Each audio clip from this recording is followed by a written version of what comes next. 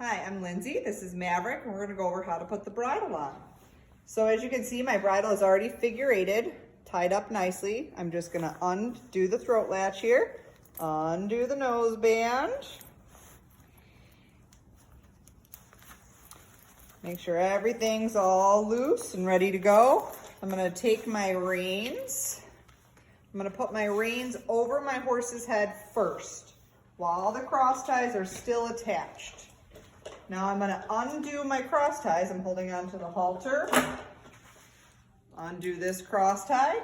So if he were to bolt, something were to startle him and he were to run away, my reins are around him so I still have control.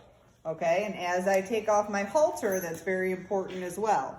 I'm going to keep my halter right on my arm here so I don't have to go too far away from my horse. Throat latch and nose band are out of the way.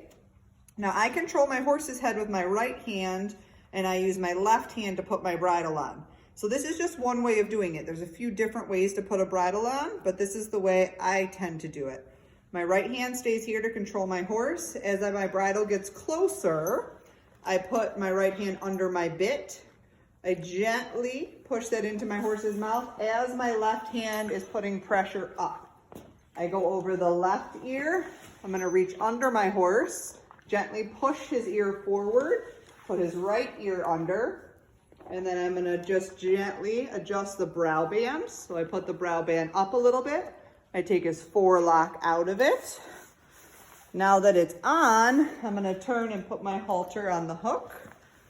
I'm going to come up to the front, take my nose band, and tuck it under the cheek pieces.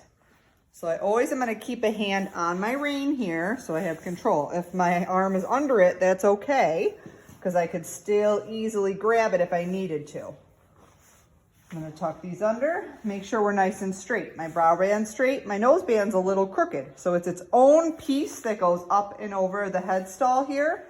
So I'm just going to straighten it out by pulling down gently, and that'll straighten it out. My cheek piece is out of its keeper, so I'll just slide that little keeper up. Make sure my bit is nice and straight in his mouth. I have the same amount of bit sticking out on each side, and his bit rings look even. Come back over here. I'm gonna do my throat latch up.